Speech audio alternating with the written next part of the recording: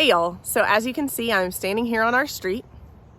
In my previous video, I asked if you guys would be interested in a little bit of history on our neighborhood and interested in some of the architecture style of the homes on our street. And pretty much everybody said yes, I believe. So here I am, and we're gonna do that today. But let's start with our neighborhood. So you've seen me wear this hat before. It stands for Crown Heights, Edgemere Heights. Our neighborhood symbol is the pineapple, and that stands for hospitality. It's been the symbol of the neighborhood since the neighborhood started. And there are two neighborhoods that are included in this one area. And Crown Heights started development in the 1930s, and Edgemere Heights started their development in the 40s. So Crown Heights is a historically preserved neighborhood, but Edgemere Heights is not. We have in Crown Heights quite a bit of a diverse architecture as far as the style of homes go. And Edgemere Heights is more of a ranch style neighborhood. So why don't we just go down the street and start with one of my favorite houses on the block, and I'll give you guys some more information when we get there. All right, well, why don't we just start at one of my most favorite houses on the street. This house that you're looking at right here, this uncut stone house, is our old home, and it is looking stunning. The yard looks fantastic. I think all the landscaping is looking really, really good. And so I love this house. It's so cute. I love the symmetry of this house, and I love the fact that it's uncut stone. So this is one of two houses in the neighborhood that is uncut stone, and the other one is painted. So anyways, super partial to this house, built in 1938, and it's just a lovely house. Has a finished out basement, and we enjoyed every second that we lived there. But let's move on. These homes right here are duplexes. You wouldn't be able to tell if you didn't know. And that is part of when this neighborhood was being developed in the 1930s. I think the first lots went on sale here October of 1930. And this was once the Oklahoma City Golf and Country Club golf course. And then a guy by the name of G.A. Nichols, he purchased the land and he decided to develop the neighborhood of Crown Heights. And so back to the duplexes that I was talking about. The duplexes were built in. There were duplexes, single-story homes, there are apartment complexes, there are multi-story homes, there are just a lot of different styles of homes in this neighborhood as far as single family, multifamily, and that kind of thing. But as I mentioned, the first lots went for sale in October of 1930, and they were sold for a whopping $795. My, how things have changed.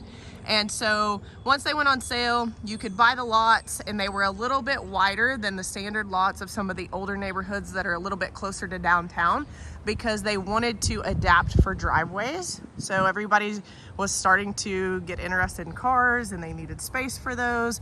And so they eliminated trash alleys.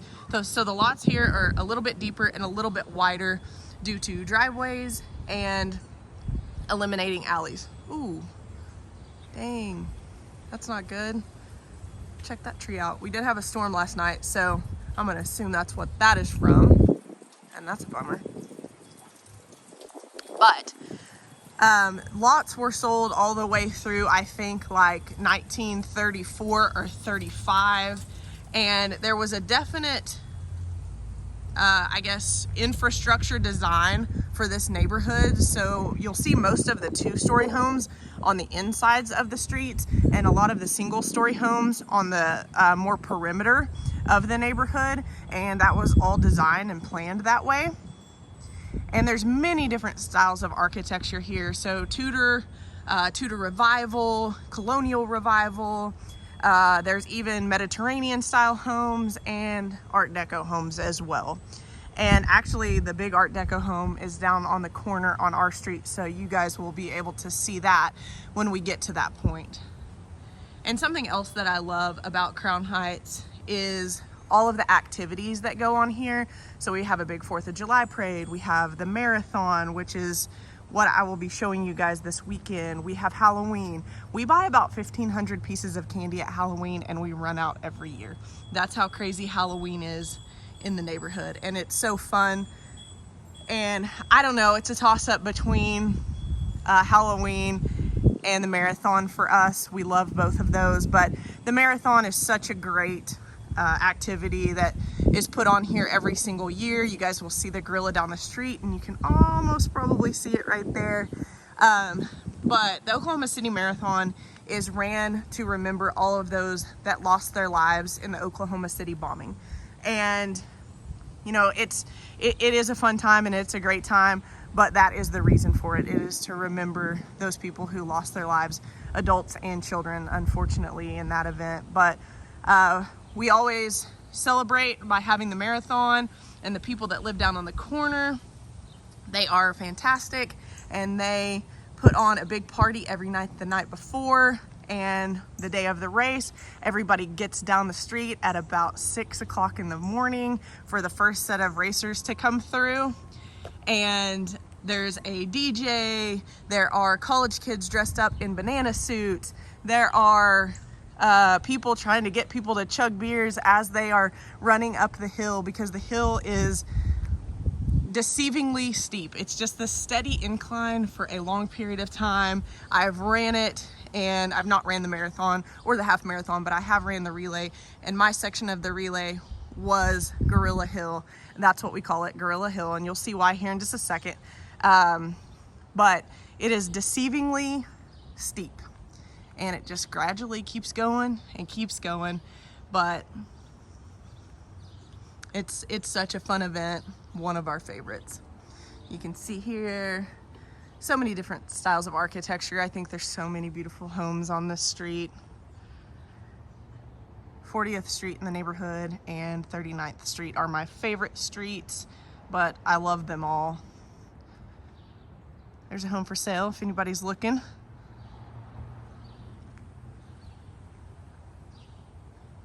But just so much history here. And these houses, you know, they just don't make them like they used to anymore. Hard to replicate the charm and the character. And the fact that these were built almost 100 years ago is just so crazy.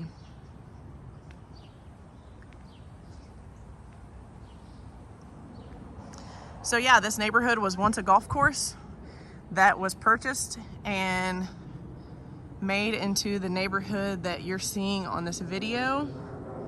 The G.A. Nichols fella who bought the land and developed this neighborhood, there is a town just north of us called Nichols Hills. It's named after him, and the Oklahoma City Golf and Country Club is actually in Nichols Hills now instead of right where we are standing. This house, this red brick house right here, it's been getting lots of renovations, and every time I walk past it, I think, as stressed as I am about our renovations, that one's a big one. This is the Art Deco house. It is such a cool house. If you're into Art Deco, this is the house for you. It's a beautiful home, and I think it's one of a couple. There's not many Art Deco homes in the neighborhood, but just off the top of my head, I do believe there are two.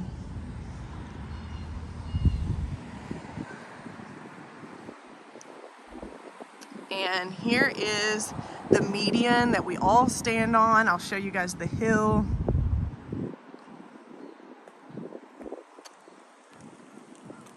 As I mentioned earlier, it's deceivingly steep.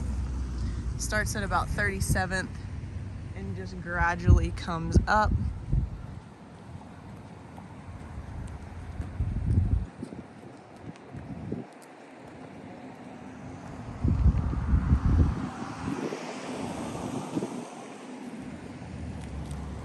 This is kind of the crest of the hill, and here is the gorilla house. And so this big blow up inflatable gorilla has been up for weeks because a lot of people practice this hill preparing for the marathon, so they put it up weeks in advance to give people, I think, a little bit of motivation, which is really neat. But this median right here and all along this side will be just packed with spectators and there will be a DJ booth on this corner, and there will be a big blow-up inflatable arch over the road, and there will be college kids dressed up in banana suits, and there will be little kids dressed up in banana suits, and there'll be people dressed up in whatever they feel like dressing up to come cheer on runners and run to remember those lives lost in the Oklahoma City bombing. But as Saturday rolls around and the marathon rolls around, I'll definitely be bringing you guys along on the journey of the marathon, because it's just one big party on Sunday, and I think it would be cool for you guys to see it. I think you guys would enjoy that. So anyways, that is the tour of our street, a little bit of history on Crown Heights, and let's head back home now.